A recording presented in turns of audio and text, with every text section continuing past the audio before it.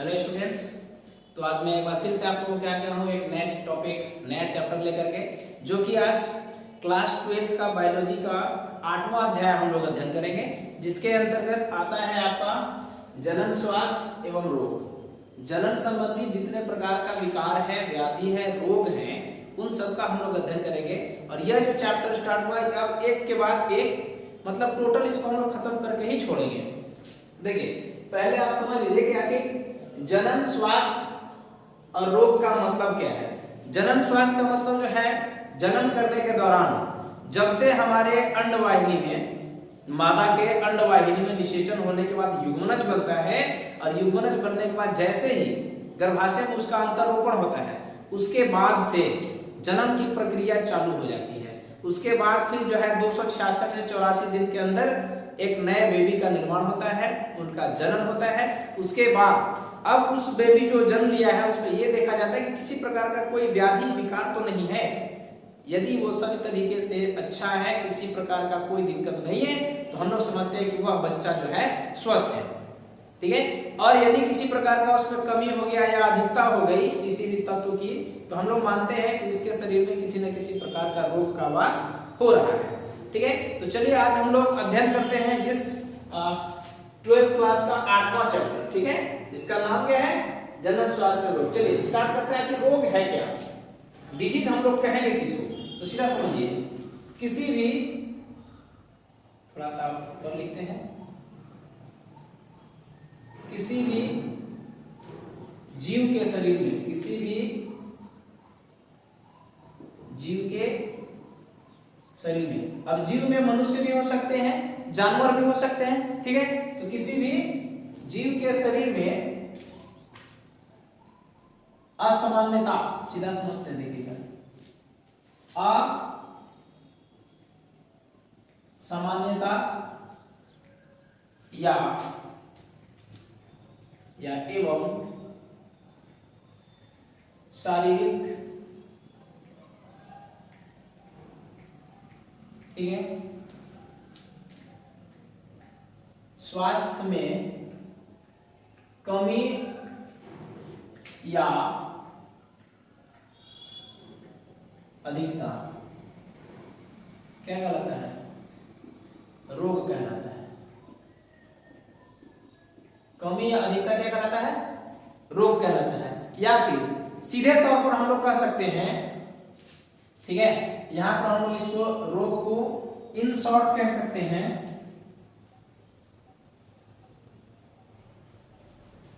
शरीर में किसी, ठीक है, प्रकार का परिवर्तन हो जाना, किसी प्रकार का परिवर्तन हो जाना क्या कहलाता है? रोग कहलाता है। क्या कहलाता है? अब देखिए, इसको यहीं पर छोड़ना नहीं, आप समझते हैं कि आखिर ये जो है किस प्रकार का परिवर्तन है। अगर मान लीजिए आपके शरीर में बाल नहीं उग रहे थे, ठीक है, बाल उग गया, तो क्या हो गया? परिवर्तन हो गया। क्या ये रोग है? नहीं है। आप समझिए, परिवर्तन का मतलब जैसे अभी मान लो मैं स्वस्थ हूं, ठीक है, मैं क्या हूं? स्वस्थ हूं। अगर हमको कहीं चोट लग गया, हम गिर गए, या हमको बुखार आ रहा है, हमको मलेरिया हो गया है, ठीक है, तो उसमें क्या हुआ कि हमारे शरीर में बाह्य कारक आकर के प्रवेश कर रहे हैं और हमारी शरीर का जो संतुलन है उसके सामान्य अवस्था को परिवर्तित कर दे रहे हैं। ये क्या कहलाएगा? रोग कहलाएगा। ठीक है, सीधी सी बात समझ लीजिए, यह शरीर है, शरीर को कोई बाहर कारक आया, इसको गड़बड़ा दिया, ठीक है, इसको असंतुलित कर दिया, तो ये क्या हो जाएगा? पूरी की पूरी प्रक्रिया रोग कहलाएगी। ठीक है, जाहिर सी बात है, आपको समझ में आ गया होगा रोग क्या है। चलिए आगे देख लेते हैं रोग के प्रकार। एक्चुअली देखिए, रोग दो प्रकार के हैं। एक तो जन्मजात, जैसे आप जन्म लेते हैं तो माता के गर्भ के से ही अगर आपके शरीर में किसी प्रकार का कोई रोग आ गया है, एक वो प्रकार हो जाएगा। और एक होता है उपार्जित रोग। उपार्जित का मतलब हम देखिए यहां पर एक आपको समझा दे रहे हैं। उपार्जित, उपार्जित का मतलब होता है उप प्लस अर्जित, उप प्लस अर्जित, यानी कि आप इसको अर्जित करते हैं, अर्जन करते हैं, अरज लेते हैं, देहात में कहते हैं तोरमाई बाप का अर्जा है। ये देखिए अर्जा है। अर्जने का मतलब ऐसा कार्य, ऐसा चीज या ऐसा रोग जो पेरेंटल से आता है, हमारे अगली पीढ़ी से, सॉरी हमसे पिछली पीढ़ी यानी जो हमारे माता पिता हैं, दादा दादी हैं, उनसे जो रोग हमारे शरीर में आता है उसको क्या बोलते हैं? यहाँ देखिए तो जन्मजात हो जाएगा। लेकिन उपार्जित का मतलब सीधा समझिए, जो हमने अर्जन किया, जो हमने खुद से कमाया, या ऐसा रोग जो मेरे द्वारा मेरे शरीर में फैला है, मेरे माता पिता के द्वारा नहीं फैला है। ठीक है, जैसे आपको अभी मलेरिया हो गया तो ये जरूरी थोड़ी है कि आपको मलेरिया आपके पेरेंट्स से हुआ है। मलेरिया पेरेंट्स से होना होता तो बचपने में हो जाता है।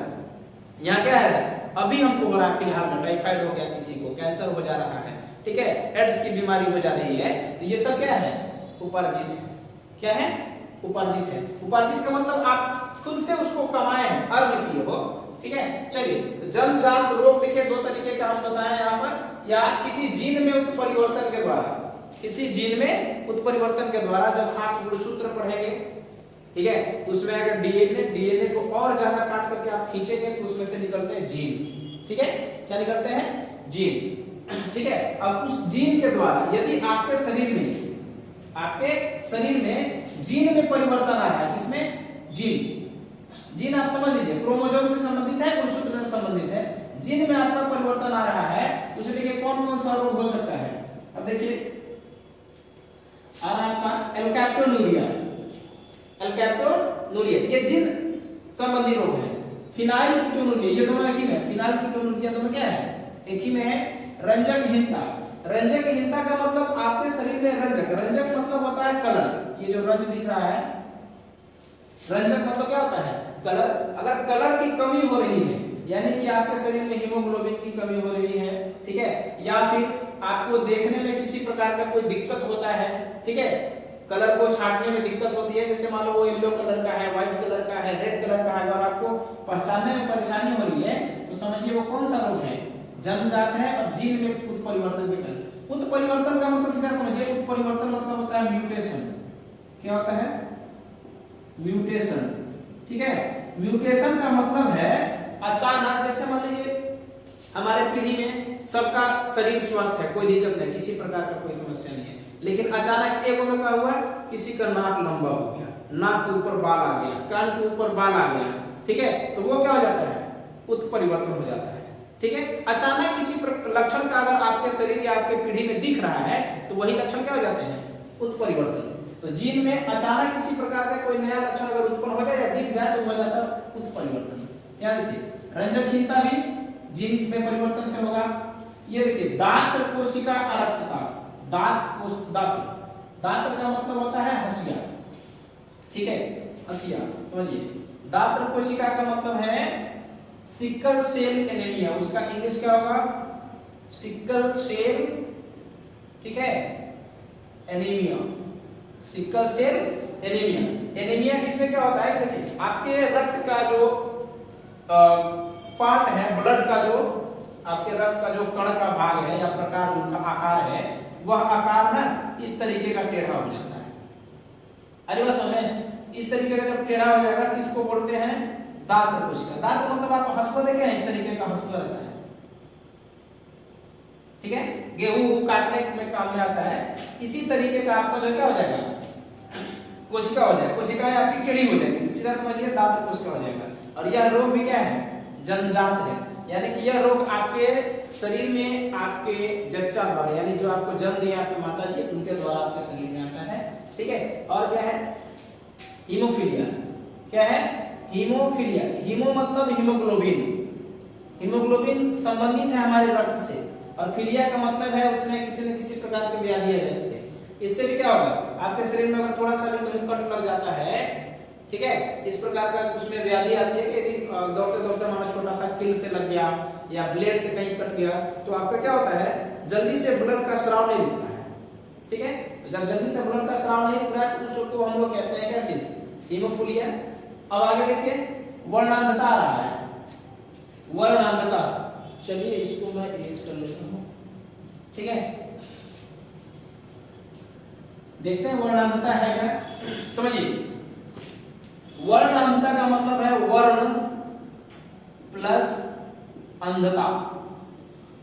वर्ण का मतलब होता है रंग, कलर अंधता का मतलब होता है कि उसमें जो है ऐसा नहीं कि अंधता है तो उसको दिखाई नहीं दे रहा है, दिखाई नहीं देगा तो उसका आंख पहले से ब्लर रहेगा, कुछ दिखाई नहीं करेगा। लेकिन यहाँ क्या है, वर्ण में अंधता हो रहा है, यानी कि देखिए जो व्यक्ति वर्णांधता से यानी कलर ब्लाइंडनेस से जो ग्रसित होता है उसका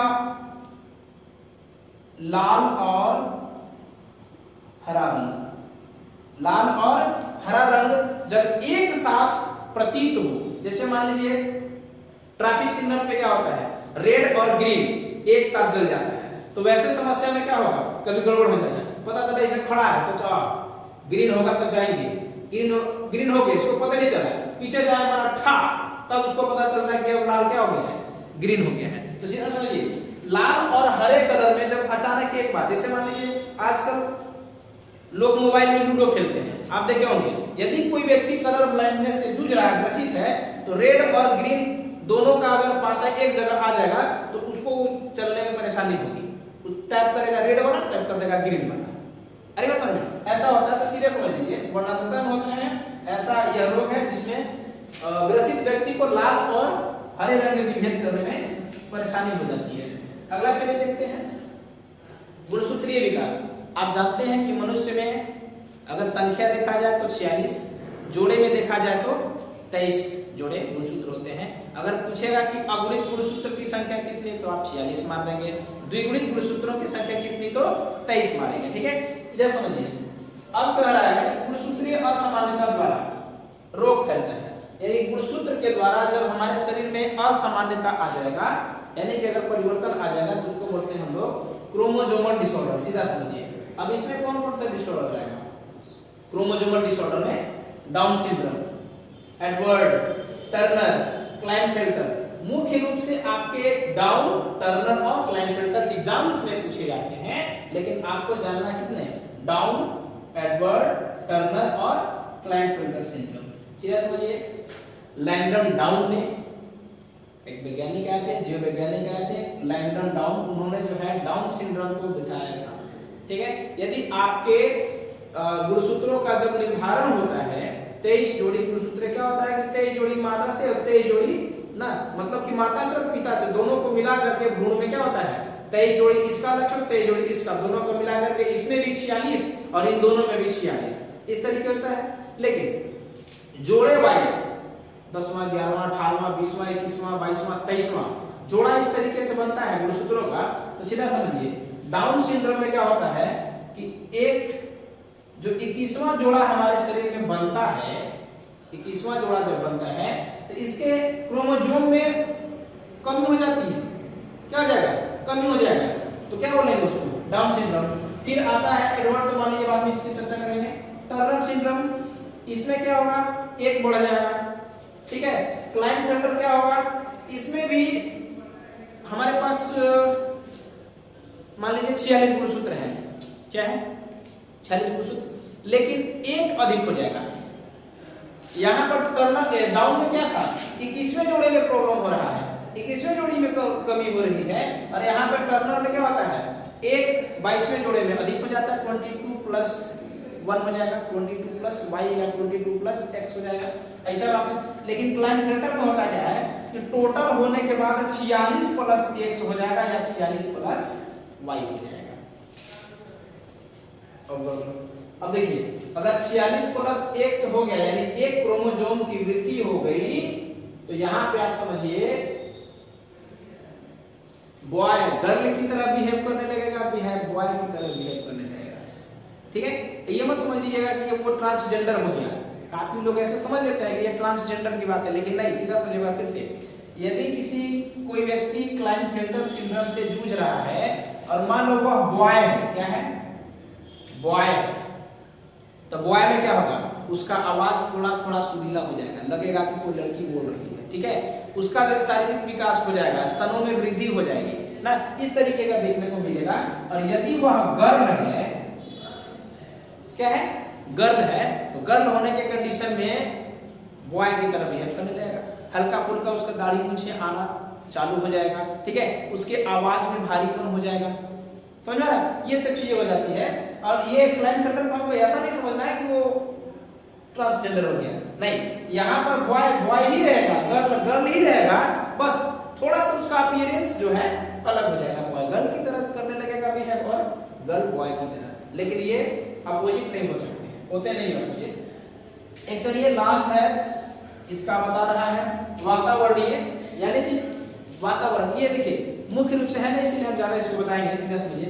जब अभी मान लो सपोज करिए कि आपका गर्मी का मौसम है, अभी सबका सही चल रहा है, किसी किसी का क्या होता है, हाथ का चमड़ा उखड़ने फेंकाने लगता है, ठीक है, नया नया कोशिकाएं परिवर्तित होने लगती हैं, बनने लगती हैं, ठंडी का मौसम आ जाता है तो मॉइस्चराइजिंग के चलते किसी का ओठ फटने लगता है, किसी किसी बढ़िया ऐसी बेसी वालों का ब्यूटी खराब होने लगता है। अरे बात समझे, ये सब कौन सा है, वातावरण। वातावरण का होता क्या है कि कभी कभी तेज गर्मी हो जाता है तो उसका स्किन प्रॉब्लम होने लगता है, ज्यादा मॉइस्चराइजिंग यानी नमी ज्यादा आ जाती है तो अगर उसका क्या है, त्वचा फटने लगता है, ये सब क्या है, वातावरण के ऊपर डिपेंड करता है, ठीक है। ये देखिए 3 प्रकार के आपके थे, कौन सा, जीन में परिवर्तन द्वारा, गुणसूत्रीय असामान्यता द्वारा, ठीक है, और एक वातावरण द्वारा। इसमें आप लिख सकते हैं ओंठ का फटना, ओंठ फटना, ठीक है, पपड़ी जमना, पपड़ी जमना भी मैं बता रहा हूं क्या होता है। अधिकतर ठंडी के मौसम में होता क्या है, अधिकतर लोगों का शिकायत रहता है हमारा बाल में डैंड्रफ हो गया है।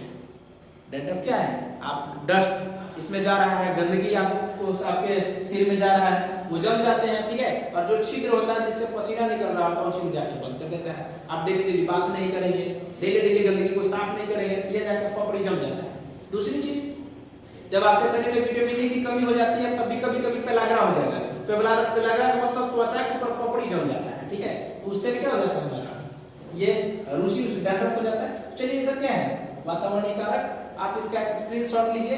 अभी हम लोग जो है फिर से अभी आपको मैं बताऊंगा आगे उपार्जित रोग, जल्दी करिए।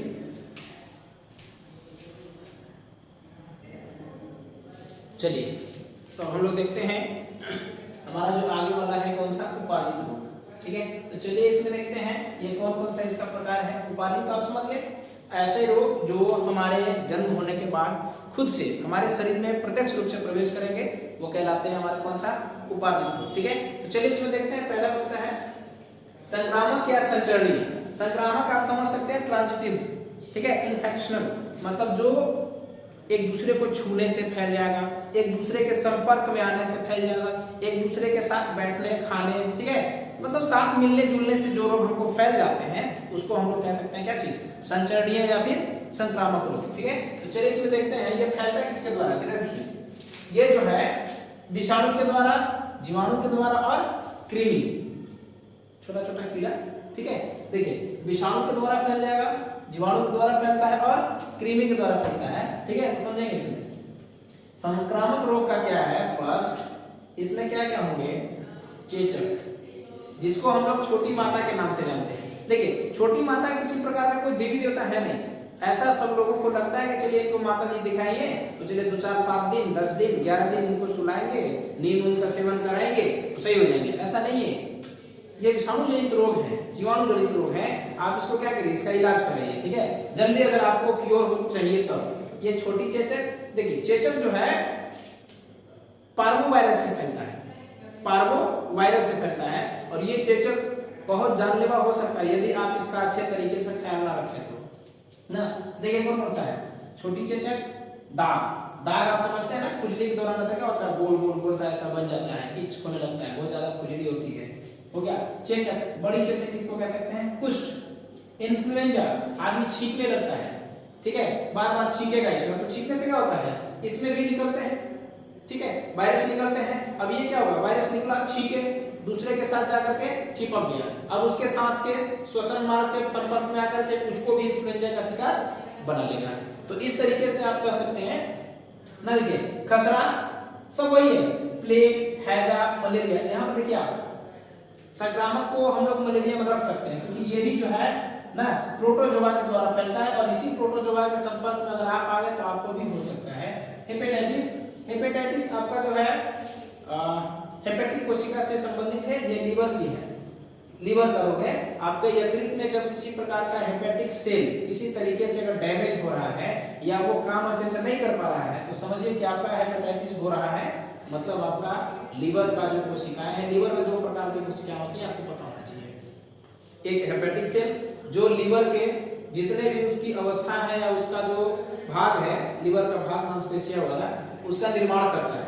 हेपेटिक कोशिका लीवर का निर्माण करेगा, ठीक है। दूसरी चीज, दूसरा कोशिका कुफर सेल। कुफर सेल आपका हेपेटाइटिस यानी लीवर में जो भी कोशिकाएं बीमार होती हैं उन कोशिकाओं को ये फिर से जीवित करने का काम करता है, या यदि उसकी कोशिकाएं मर गई, डेथ हो गई, तो उसको पुनर्जीवित करने का काम भी कौन करता है? कुफर सेल करता है, ठीक है। इसलिए देखिएगा, यदि कोई व्यक्ति शराब पिया तो शराब पीने के आधा घंटा बाद 2-5 घंटे तक क्या रहता है? मस्त रहता है, नशे में रहता है, मतलब उसका उस वक्त कुफर सेल हल्का सा बीमार हो गया। कुछ देर बाद 6-7-8 घंटे बाद जब आदमी भोजन करता है, पानी पीता है, सामान्य अवस्था में आ जाता है, तो उसकी कोशिकाएं फिर से स्वस्थ हो जाती है, ठीक है। यही रीजन है। चलिए आगे देखते हैं। असंक्रामक रोग, कौन सा? असंक्रामक मतलब ऐसे रोग जो छूने से नहीं फैलेंगे, संपर्क में आने से आपका नहीं फैलेगा। ऐसा नहीं है कि हमको जो है कोई दिक्कत है, हम आपको छू दिए तो हो जा रहा है, तो संपर्क यानी कि संक्रामक रोग। और ऐसा रोग जो आपके संपर्क में आने से नहीं हो रहा है, सांस के माध्यम से, भोजन के माध्यम से, साथ बैठने के माध्यम से अगर आपको नहीं फैल रहा है तो हो जाता है असंचरणीय। फर्स्ट है अल्पता। अल्पता का मतलब समझिए, अल्पता का मतलब होता है कमी। इधर समझिए शॉर्ट में, डिफिशियंसी सिंड्रोम, डिफिशियंसी इसको मानते हैं, डिफिशियंसी।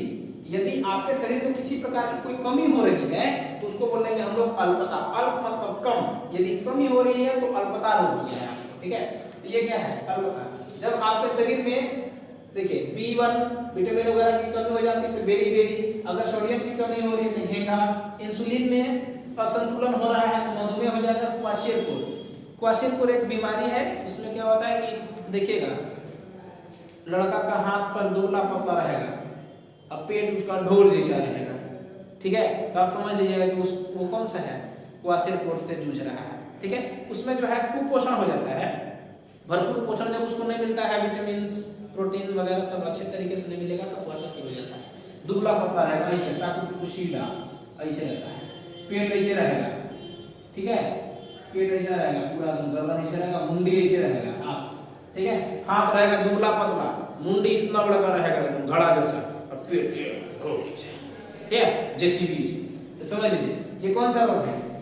क्वाशियरकोर ना। समझ लीजिए आगे देखिए, कैंसर है अगला। कैंसर, कैंसर जो है सीधा बात समझिए, कैंसर का मतलब जहराबाद।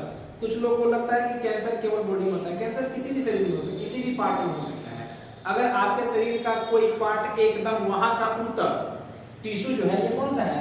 टिश्यू में जब असामान्य वृद्धि होती है, असामान्य मतलब बिना कंट्रोल का, अगर मान लीजिए ये हमारा हाथ है तो यहाँ पे वृद्धि होना चाहिए, यहाँ पे मान लो हड्डी है, अब यहाँ पे मांस जम रहा है, इसका क्या लॉजिक? कोई लॉजिक नहीं है। तो सीधा समझिए, जब किसी अंग के अंदर उसके ऊतक में असामान्य रूप से जब वृद्धि होने लगेगा, जितना कि उसमें वृद्धि नहीं होना था, ऐसा नहीं है कि कमी है तो वृद्धि हो गया तो कैंसर हो जाएगा, गलत बात। जितना होना था उससे ज्यादा यदि वृद्धि हो रही है तो क्या हो जाएगा?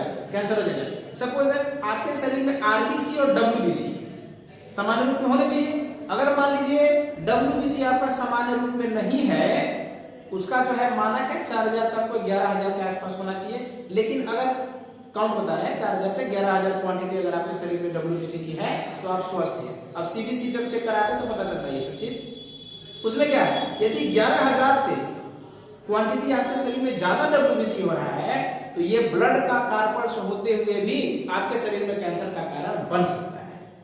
तो ऐसा नहीं कि हमारे शरीर में डब्ल्यूबीसी की जरूरत नहीं है, बट सामान्य से अगर ज्यादा हो जाएगा, अतिरिक्त वृद्धि हो जाएगी तो वो प्रक्रिया हो जाएगा हमारा कौन सा? कैंसर में चला जाएगा, ठीक है। तो टिश्यू में जब असामान्य वृद्धि हो जाएगा, अधिक वृद्धि हो जाएगा तो क्या हो जाएगा?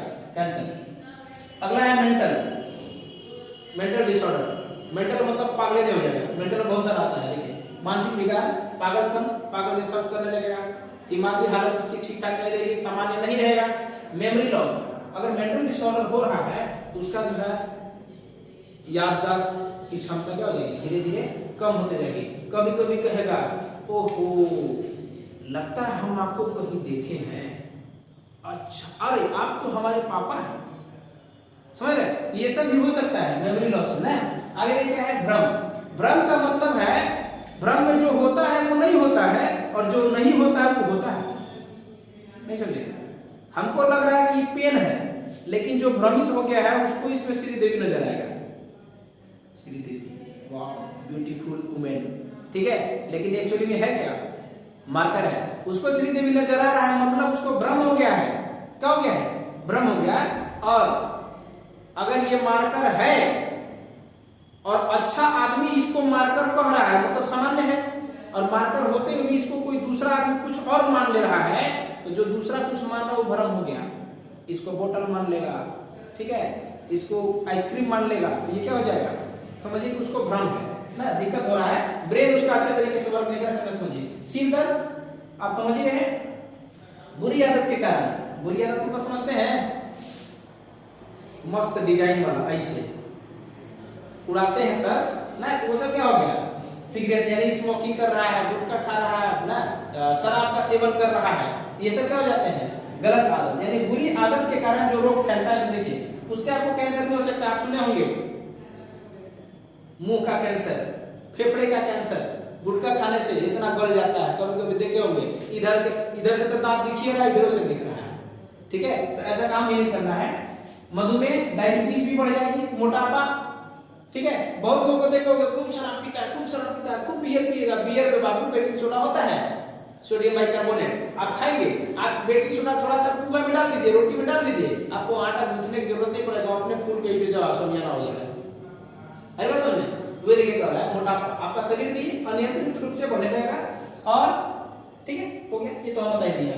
चलिए, तो आज जो है हम लोग का जो अगला टॉपिक होगा, वह अगला टॉपिक है मानव में सामान्य संक्रामक रोग। मानव में सामान्य संक्रामक रोग। अब अगले हम लोग पढ़ेंगे विषाणु जनित रोग, विषाणु से फैलने वाला रोग, जीवाणु से फैलने वाला रोग, ठीक है, कृमि से फैलने वाला रोग, समझ रहा है, ये सब चीजें रहेंगी। तो चलिए हम आपको, आप इसका एक स्क्रीनशॉट ले लीजिए, ठीक है। चलिए, कल का हम आपको जो है अगला जो इसका सीरीज जाएगा, इस चैप्टर का जो सीरीज जाएगा, उसका मैं आपको बता देता हूं कि आगे हम लोग क्या पढ़ेंगे। इसका नेक्स्ट जो हमारा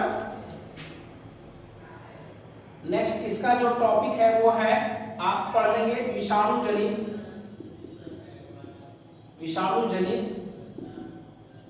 रोग। क्या पढ़ेंगे? विषाणु जनित रोग, ठीक है। तो चलिए हम लोग अब फिर अगले वीडियो में मिलेंगे, और अगर आपको जरूरत है तो आप इस सीरीज को देखिए। अब इसको हम खत्म करके छोड़ेंगे। और एक बात और, अगर आपको पसंद आ रहा है, वीडियो अच्छा लग रहा है थोड़ा सा भी, तो आप इसको लाइक करिए और अपने ऐसे दोस्तों को शेयर करिए जिनको एक्चुअली में इस तरीके का टॉपिक का जरूरत है। ऐसा नहीं है कि आप अपने बुआ के यहाँ कर दिए, फूफा के यहाँ कर दिए, अब बुआ फूफा को तो भाई चाहिए, दूसरा चीज उनको तो पढ़ाना है नहीं, एग्जाम देना है नहीं, आपको एग्जाम देना है। तो आप ऐसे स्टूडेंट के पास शेयर करके उनको बोलिए कि सब्सक्राइब करें, ठीक है। सब्सक्राइब करेंगे तो उनको जो है जब मैं डालूंगा तब तक उनको मिल जाएगा। तो आप ऐसे लोगों तक पहुंचाइए, ठीक है। तो चलिए हम लोग मिलते हैं अगले वीडियो में, तब तक के लिए जय हिंद।